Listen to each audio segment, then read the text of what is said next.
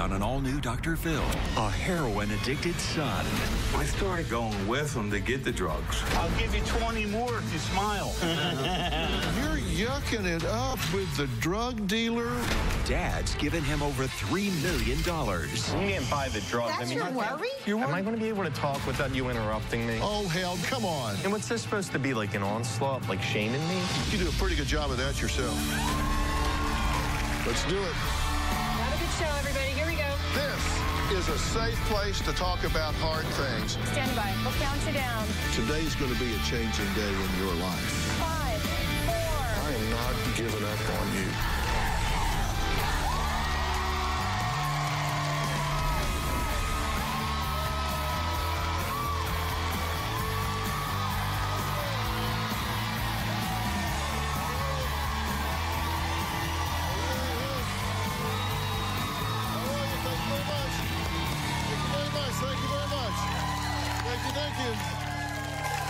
Okay, I need you to start out by taking a look at these two vehicles. You want to know the story behind these mashed up, crashed up luxury cars? Yes. Well, they were the result of 2 overdoses while my guest, Jerry Jr., was driving them. Now, his father, Jerry Sr., says he has spent not 1, not 2, but $3 million. That's right, you heard me, $3 million on his son, claiming the money is needed to save his life. Now, Dad says his life-saving measures consist of spending hundreds of thousands of dollars on high-end vehicles like BMWs and Mercedes because they're safer for Jerry Jr. to drive while he's high. Dad also admits spending tens of thousands of dollars on attorneys to keep his son from facing years behind bars. He even, and you will not believe this, drives his son to buy drugs and then allows him to shoot up heroin and crack right in front of him. Now, stepmother Patty and sister Christina both insist Jerry Sr.'s enabling is not only crippling Jerry Jr., but actually helping him kill himself. Take a look. I can't watch it. I don't like why I can't watch it. My husband's enabling has basically crippled and disabled his son. If my brother didn't have my dad's money, his addiction wouldn't be as bad as it is now. My stepson thinks his father is his private personal servant, chauffeur, and ATM machine. My dad has paid off all of his credit cards, including a cash advance fee of $140,000. He's paid for his high-rise apartments. He's paid for cars, everything. My husband has easily given him over $1 million. Yeah, it's not a good situation. My brother has told me that he smoked crack in front of my father. I swear to God, you just made the cops drive down there. Did you get it or no? No, why the hell was I supposed to get it? My dad has picked my brother up in horrible places in town where he was getting drugs at the time. Just last month, my brother was arrested for charges on distribution. My dad hired one of the best attorneys and was able to get the case dismissed. You doing more right away? As soon as my dad bails my brother out, he goes right back to doing the same thing by getting high. I don't even want to look at my stepson's face. It makes me so angry and sick. I told him if he shows back up at my house, I will go and get a restraining order on him. My brother's life's starting to crumble. It can only take 1 bag of heroin to kill him, and my dad's just sitting back and letting it happen. Well, Jerry Sr. says that his family can point the finger all they want, but he says he is the only person keeping his son alive. Every penny I've given my son has been to keep him alive. I feel fine, but I'm just not high. He has no shame. I'm not really ashamed of it because everybody knows. Through Jerry's addiction, I've probably given $3 million. About $1 million in credit cards, $500,000 on a home for him, $750,000 cash. I've been putting Jerry in rehab and detox for the last 15 years. 15, 20,000 a shot. They kicked him out. I fixed a few cars that got totaled. Mercedes GLK 300, GL 450, Mercedes 2ML 450s, because he passes out behind the wheel and he runs into things. One of the cars that Jerry smashed was the BMW X5. See, now this is the kind of that I'm like, about a month and a half ago, I started going with him to get the drugs. And how much did you get? $5 a piece, 16 of them makes $80. I try and protect them because you get robbed, stabbed, or killed. I'm really all Jerry has at this point. If I hadn't done what I'd done for my son, he probably wouldn't be here today. He'd probably be underground. There are a lot of parents at home that are in similar situations and wondering where you draw the line. You haven't drawn a line. You say you're the only one keeping him alive. It's 15 years of this. I mean, when they show me sitting there while he's doing the heroin, I don't watch it.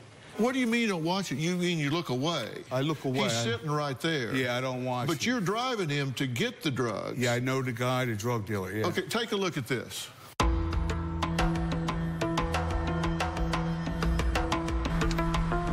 oh baby, what's going on?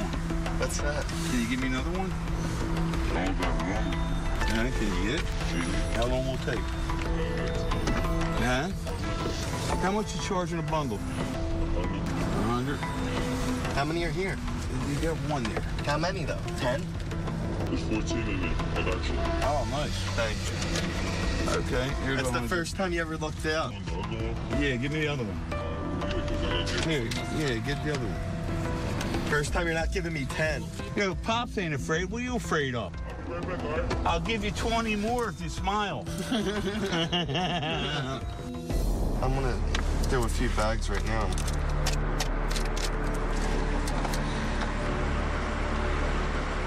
I can't watch it. I don't like why I can't watch it. Okay, you're yucking it up with the drug dealer buying him heroin, right? Mm-hmm. Yeah. I know the drug dealer. Well, I guess you do, yeah. We just have you on film making a drug buy. I've been buying pot from the guy for the last year and a half, 2 years. So that's why it seemed like it was a little friendly. And by the way, we were just documenting this. We're fly on the wall here. This is just what you do. Right. Mm-hmm. He's the enabler. You think? He's the root of the problem. Yeah, I told him 100%. He's sicker than his own son. I want no part of this. If your theory is that I'm going to endorse this in some way, that this is somehow okay, that you're keeping him alive by doing this, let me tell you straight up, I do not endorse this. I do not support this. Your theory is if you stop, he can wind up dead. If you keep going, you're going to kill him. This is your decision, not mine. I don't own this. This is insane behavior.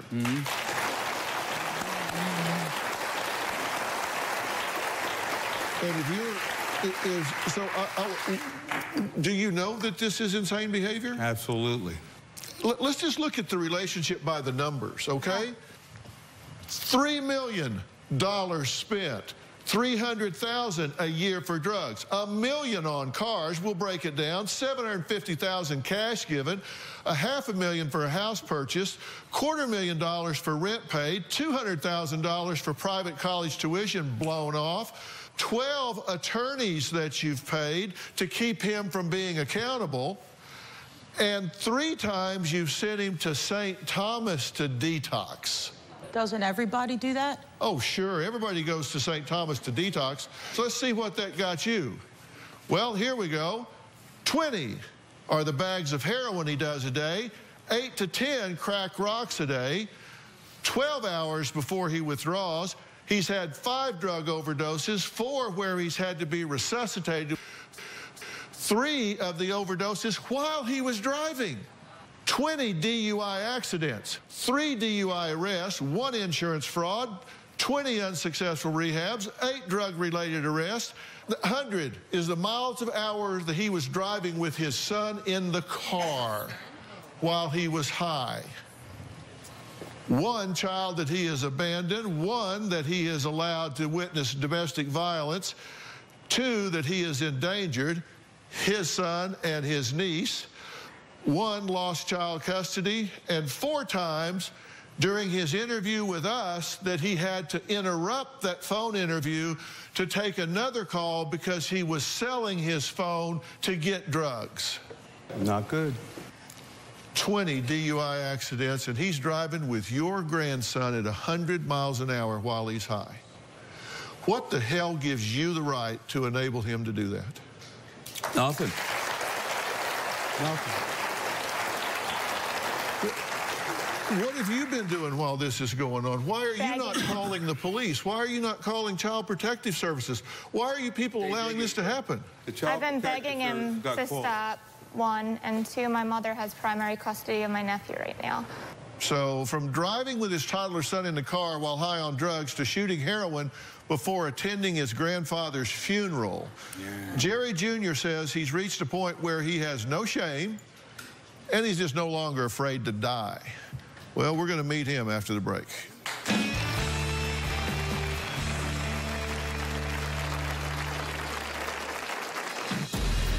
When my son was born, I was using the whole time.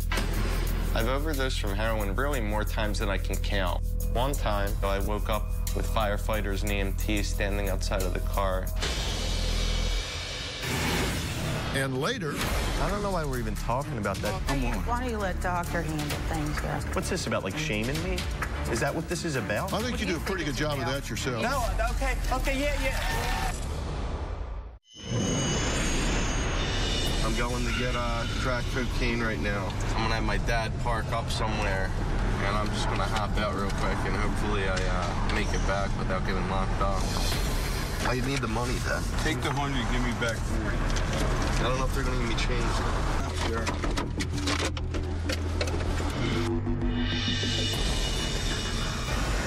See the cops down there on the bikes? That's strike force. Here they go. Oh, I hope they don't get... He's coming out of the tunnel. He's coming to go up the street. They all passed him. He got lucky. Sure, what happened? You didn't see? Yeah, I seen 7 bugs go down. I said, what? Because there's something seriously wrong with you. Thank God I don't ever have to come back here again, hopefully, because, you know, you'll honestly get somebody killed. Oh, me, come on. They're screaming there's a BMW parked at the end of the block. I don't know what's wrong with you. Who was screaming that? People that are selling the drugs on the block. Now I can't even get it here. I don't even know what you're doing. I swear to God, you just made the cops drive down there. Did you get it or no? No, why the hell was I supposed to get it? Are you kidding me? You're pulling up there in your BMW, and he's chewing your ass out for taking him there in too nice a car that the drug dealers won't Isn't deal it with ridiculous? him. That's how we feel, just how he looks. This is every day for us. We're speechless. We're done with it, Dr. Phil. I knew I was going to get ripped apart like a Christmas turkey because different things I was doing wasn't right, but I said, most of what you're seeing here is over the last month and a half. 15 years before that, I never did any of that. Well, Jerry Jr. has the nerve to scold his dad for driving a BMW to a drug deal. Yeah. I have just written a new definition of entitled. Yep. He knows his deadly cocktail of drugs will kill him, but claims not even his little boy can pull his heartstrings enough to motivate him to stop. Take a look. If you would have told me that I would ever grow up and be an addict, I would have never believed you. The 2 drugs that I'm doing are crack cocaine and heroin. I shoot up intravenously at least around 20 bags of heroin a day. I could smoke up to an 8-ball of crack a day if I had it. If I have to get high, I'll do it anywhere I have to. Sitting on a curb in the city. I've done heroin in front of my dad. I shot up in front of my dad today. If it weren't just me and my dad here, I would be going up to the bathroom because my stepmom would be here. No, you wouldn't be in the house if your stepmom was here. 5 months or so ago, my grandfather passed away, and I was high at my grandfather's funeral. When my son was born, I was using the whole time. I had my friend drop off OxyContin at the hospital, and I went in the bathroom and snorted it. I've overdosed from heroin really more times than I can count. At least 5 or 6 times I've overdosed and had to be revived with Narcan. One time, I was driving my grandparents' Cadillac DeVille, and I drove it to purchase drugs, and after I bought the drugs, I used them while I was driving. I don't remember running into multiple cars and then into the side of a building where I finally stopped. I woke up with the window of the car smashed, with firefighters and EMTs standing outside of the car, and they had to break that window so that they could administer Narcan. The most recent overdose, I woke up on the floor of my apartment in about a foot-wide puddle of blood, and I probably banged my head on the granite countertop and then split my head open. I'm absolutely physically dependent on heroin. I feel like I could die. You're a heroin addict. Right. 20 bags a day? On average. 8 to 10 rocks of crack cocaine? At least, yeah, usually. At least? Yeah. Yeah. And your dad finances all this? Well, he has a lot of it, yeah. How long since you've used? This morning. In fact, you got kicked out of the hotel. Yeah. Correct. Right. The hotel that I provided for you and put you up in. You took drugs in that hotel, you used them, and they kicked you out of the hotel. That's right. How did that come about? I'm not sure. I don't know if it was something that was set up by the show where they went in there. They're doing their job, cleaning the room. We don't have to set anything up. The cleaning crew came in, was cleaning the room, and found the paraphernalia. You set yourself up and They probably came in during the day, Jared. Cut it out. I'm curious crazy. Why you're here. Well, truthfully, my sister, reached out to you guys. Right. And I agreed to be a part of it. 48 times your sister reached out to this show. Right. Am I going to be able to talk without you interrupting me? Just or are you saying. going to chime in every time I say relationship. something? You're going to start this now? No, well, you're starting it. Jared, don't be confrontational. Why are you here? I'm truly tired, you know what I mean? I'm worn down. I'm ready to stop. This is a relief to be here for me. That's the truth. That's the truth. I mean, nobody's more exhausted from this than me. Let's take a break. From stealing change from his son's piggy bank to committing insurance fraud with the help of dear old dad, Jerry Jr. admits that he's been where he'll do just about anything to score money for drugs. We'll talk about that after the break.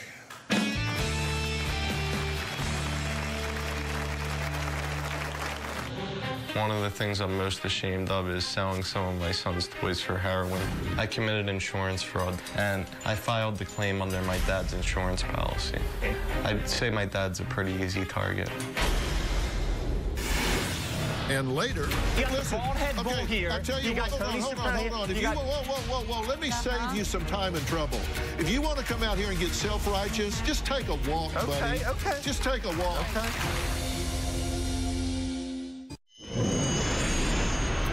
I'm willing to do just about anything to get drugs, including stealing from my own family. I have stolen from my grandmother. Sometimes I would spend all my money on drugs, and I would even have to steal food from different convenience stores. One of the things I'm most ashamed of is selling some of my son's toys for heroin. In the past 3 to 6 months, I spent around $150,000 or more on drugs. Different times I've made deals with some of my drug dealers that if I could recommend new customers to them, they would give me some drugs for free as a finder's fee. One time, I was robbed for $10,000 at gunpoint trying to make a drug purchase. And I thought of an idea that I could smash the windows of my brand new Mercedes SUV and make a fraudulent insurance claim for possessions. I filed the claim under my dad's insurance policy. I'd say my dad's a pretty easy target. My dad loves me. Okay, so you vandalized your own car. Correct. And then turned it in on insurance and got the money. That's right. I don't know why we're even talking about that here, because I have a professional license where insurance fraud, I could face serious repercussions. Back in 2004, come on. Why don't you let doctor handle things here? And you have a referral plan with your drug dealers, so if you bring them new customers, they'll give you free drugs. That's happened, yeah, before. I've done that. And you say your dad's the only one that'll help you. Do you think he's helping you? I think if things hadn't played out the way they played out, I'd probably be dead. I don't think I'd be here. I think the main thing is I'm still here breathing right now. And a lot of what you saw there, these types of things with me using drugs in front of my dad or my dad taking me to deal with, there's no excuse for it and it's never right. But, you know, that's just something that has happened the past few weeks. That hasn't been the past 10 years. So would you say this is spiraling down? It's spiraling down, yeah. We're reaching the bitter ends of this, I feel. You know, it's going to end one way or another, either me dead or, you know, getting help. You seem to have had about 20 accidents while you were high. Probably close to, probably somewhere around there, yeah. Yeah. Yeah. And you've driven with your son in the car at 100 miles an hour high. I have. I'm not proud of that, of course. So how is that helping your son? That's not. You've empowered him to do that. You bought the drugs that he took when he put his child in the car and drove 100 miles an hour. Not necessarily. I didn't know hell, that. don't I get, come on. didn't know that. I mean, what's this supposed to be, like an onslaught, like shaming me? Is that what this is about? I think you do a pretty good job of that yourself. No, okay, yeah. I'll give you that. Listen, let me tell you something. I'll give you that. You got the bald head bull here. I tell you what. You got Tony here. Hold on. If you whoa. Let me save you some time and trouble. If you want to come out here and get self-righteous, just take a walk, buddy. Okay. Just take a walk. Okay. Because I ain't listening to it. Okay. You think you want to come out here and play that with me? You are talking to the wrong guy, in the buddy. future, just give that people is the a right... sad attempt to deflect. You've never allowed him to be accountable. You've never allowed him. You hire lawyers to get him out of trouble. You allow him to commit fraud. You allow him to buy drugs. You drive him over there. When he gets in trouble, you get a lawyer to get him out of it. You don't let him deal with the circumstances and the situation. I'm my own person. So he becomes entitled. I got the addiction. He doesn't.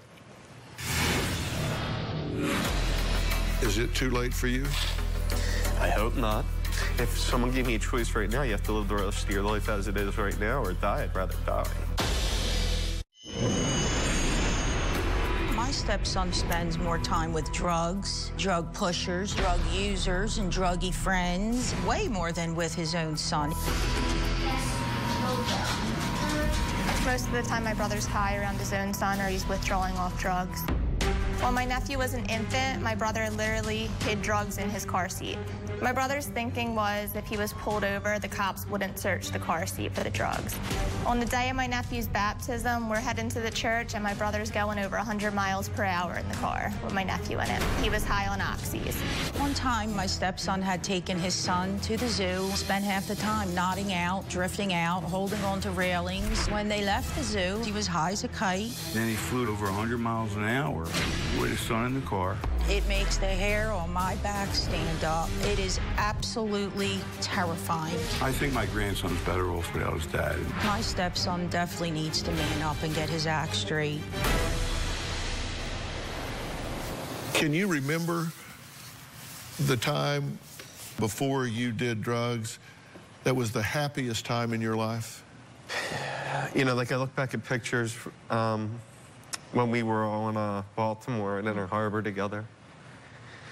You know, and I remember back then, you know, like that was when my dad and Patty first met, and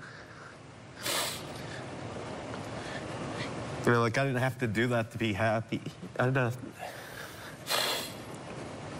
have to do that to get through the day, you know. I have to wake up and I have to do this now before I can do anything else. It's you know, being a slave to something. It's horrible, you know. Do you remember this kid? I was chubby there, yeah. And I don't like my hair so much, but. Was that smile genuine? Mm-hmm. Yeah. What would it mean to you now to be clean and sober and have your son climb you like a jungle gym and put his arms around your neck and look him in the eye, proud enough to know I loved you enough to fight my way back? What would that mean to you? That's priceless, you know? More than anything, you know? That would be more valuable than anything in the world. Is it too late for you? I hope not. If someone gave me a choice right now, you have to live the rest of your life as it is right now or die, I'd rather die. I'm the incurable optimist. You need to understand something about that, because I figure you don't spend every day watching the Dr. Phil show, so I need to fill you in on a couple of things. Yeah, my mother tried to do this because she does watch your show every day. Bless her heart. I have a theory, and that theory is that you never surrender to the disease. And when I get involved, I'm not like your dad. I will haunt you till the end of the earth. Take you My down. mom used the same exact word. She used those same exact words yesterday on the phone to me, talking about what you would do. Yeah, that's why we love you, Dr. Phil. And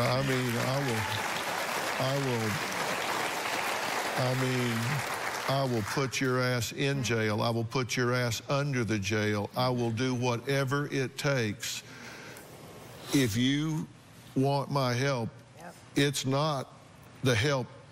It's not what you define help. You look help up in the dictionary, it does not have your picture. Right. If we take the steps to help this young man, to help the father of your grandson, and he hits a rough spot, and you step in there and sabotage what I'm doing, I am your worst nightmare. I won't do it. You need to understand, you can't do that. You need to be done enabling this young man right now, or I don't even start. Because I'm not going to fight for him and against you. Right. No, I won't do it. Amen, Dr. Phil. Amen. Anybody can be a star in rehab. The problem is transitioning back into the real world. And to bridge that gap, I have actually created a virtual reality experience. All right, well, I brought someone here. This is Dr. Howard Samuels right here. He is a leading expert in alcohol and substance abuse treatment.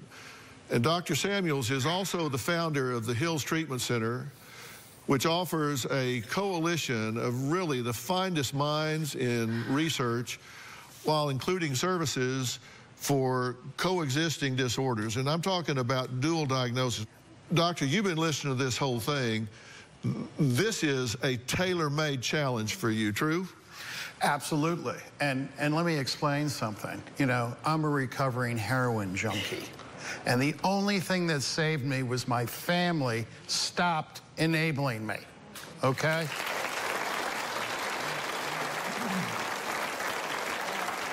And I gotta say, I understand, Jerry Jr., because all the stuff you did, I did, okay? Right. I get it. Right. Problem is you. I really feel if this is gonna work, you can't have contact with your son for 30 days. That's fine. Because, and I'll no contact whatsoever, okay? Right. I mean, I'm 33 years clean and sober, and it's all about boundaries.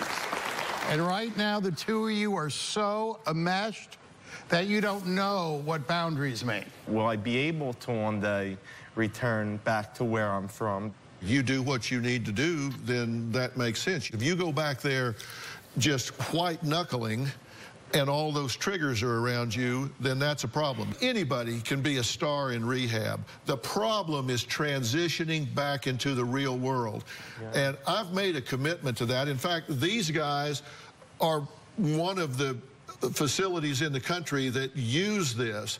There's something that's very unique about them, and you're going to see me there, sort of. Because the most dangerous phase of treatment is transition from the structured rehab unit where everybody's of one mind and everybody's supported to the unsupervised world on discharge. And to bridge that gap, I have actually created a virtual reality tool, Dr. Phil's Path to Recovery, to help people in that transition and to help them go smoothly. When people get out of rehab, they face triggers, triggers for relapse. Old friends, old hangouts, old habits. So we created our own triggers, and we want these to become triggers for coping instead of triggers for relapse. And the way you do that is you create something that's really distinctive that you can take with you, a distinctive voice, a distinctive experience, so you can get there and go, bang. This is exactly what Dr. Phil and I talked about. We knew I was going to be here. We knew I was going to face this temptation. We knew it was unavoidable, and I remember exactly, precisely what happened. This is a virtual reality experience, and everybody in rehab will put this on, and this is an example. This is me in a bar. So while you're in rehab, you will put this virtual reality on. You see it's 360 degrees. This is a tool that is folded into your protocol at this point. It becomes part of the science that they use. So we're going to push every tool at you we possibly can, and you've got to become part of the solution. Okay. All right, we got a deal. Thanks. Let's work on it, okay? All right. Okay. All right. Thank you, Doctor. Thanks a lot, man. All right. Next, a groundbreaking and captivating new show that brings breaking news, exclusive stories, and viral videos straight from the web to your television screens. And it starts today. We'll talk about it after the break. The #1 show in daytime is taping now. All we need is you. You're going to be in the Los Angeles area and want to watch a live taping of the Dr. Phil Show? Call 323-461-PHIL or visit drphil.com. Tickets are free, and I hope to see you soon.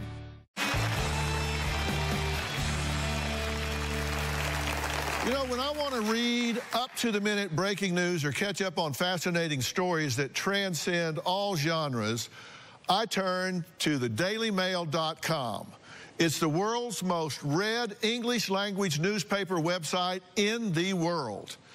And I'm proud to announce that my son Jay, my executive producer, and I are partnering with thedailymail.com to develop a dynamic and captivating TV experience that will bring dailymail.com's exclusive stories, world news, crime, lifestyle, fashion, and showbiz headlines to your TVs Monday through Friday. It's called Daily Mail TV, and it launches today. Take a look. It's the global online phenomenon DailyMail.com. that the world's biggest stars You know I love the Daily Mail. and newsmakers can't stop talking about. Britain's Daily Mail, which is, of course, our Bible. One of my favorite websites, the Daily Mail. I love the Daily Mail. Now, one of the biggest online sources is coming to television. 5, roll it. Hey everyone, I'm your host Jesse Palmer, and right now I'm standing inside the Daily Mail New York offices, and let me tell you, it is a massive 24/7 news gathering machine, and all of this is coming to your living room this fall, September 18th to be exact. Welcome back to Daily Mail TV. You know that over 13,000 photos and videos hit dailymail.com every day. If I had to sum up Daily Mail TV in one word, it would be addictive. The car incident in Times Square where a gentleman had run over a lot of people, and we immediately started live streaming an interview with them on Facebook. Okay, we're going to get you out there, okay? Daily Mail loves true crime. We love celebrity. We're fascinated by their entire world and everything in it. What they're wearing, who they're dating. Breakup stories, fashion mishaps are also huge. The Daily Mail uploads approximately 800 videos a day.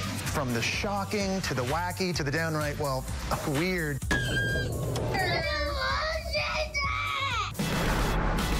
Daily Mail TV to come into your living room, and I can't wait. Well, please give a warm welcome to the host of Daily Mail TV, Jesse Palmer. All right.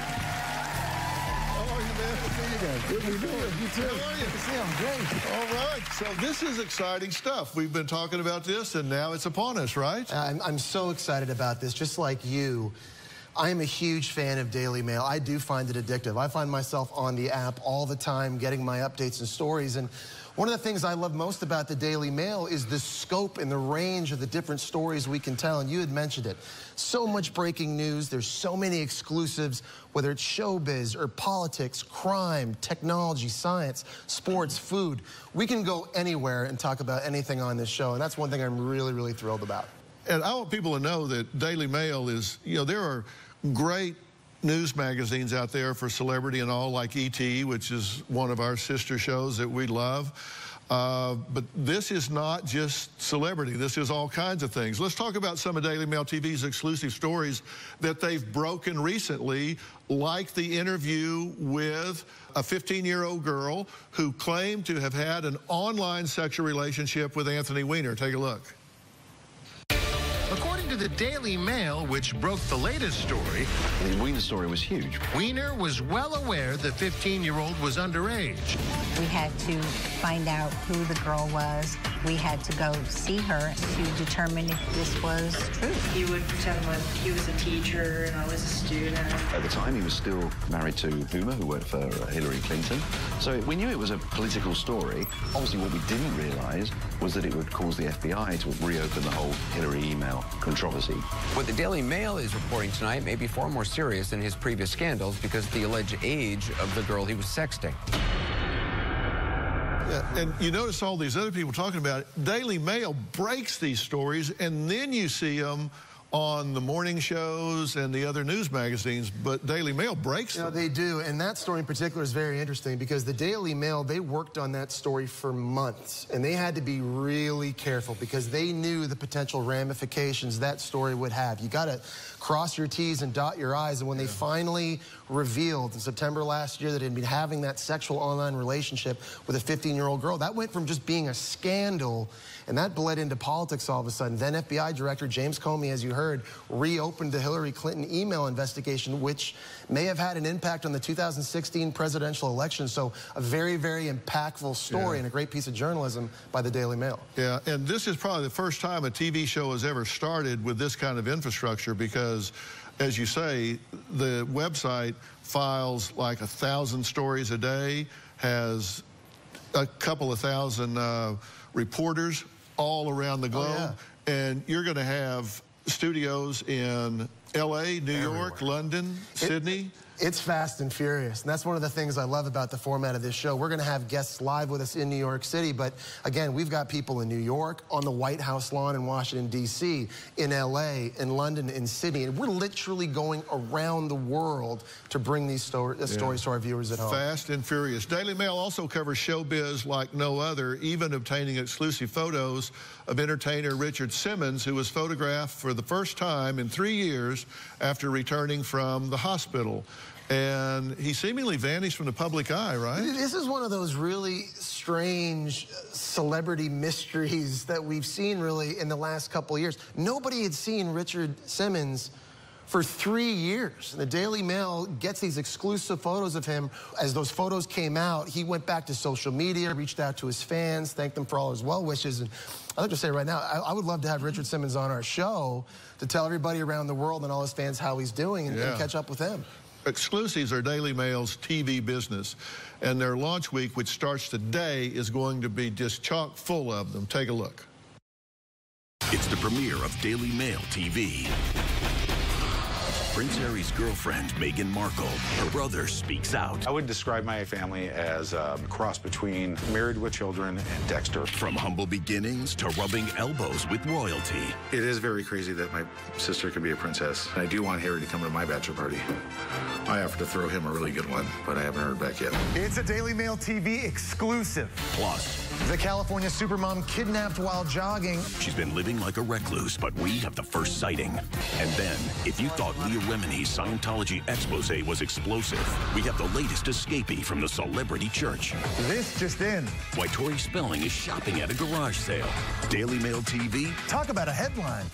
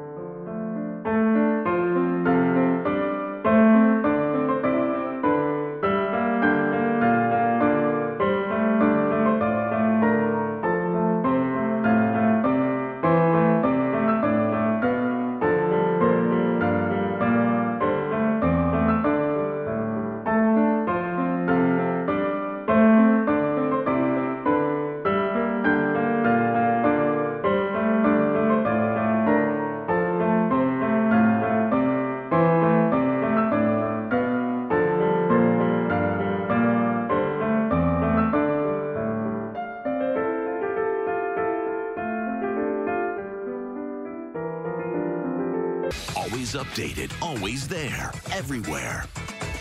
So, nice work, Jesse. You do not want to miss that. Next, one of my favorite parts of Daily Mail TV is their viral videos. You've got to see what I'm talking about next.